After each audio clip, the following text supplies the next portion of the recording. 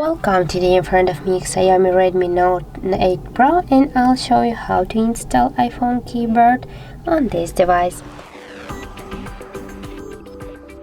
So first you should go to the Play Store, and here in the search pool type green Apple keyboard.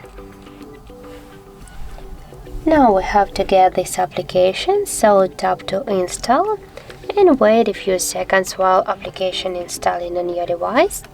Now just open the app and here go to enable in settings. Here near the green Apple keyboard, tap once on the switcher, click OK, and again click to OK.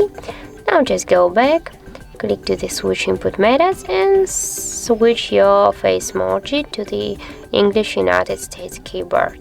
And as can you see, we just finished, and now just we'll open our keyboard, for example here, and as can you see our keyboard is so close to the iOS, to the iPhone one as our emojis.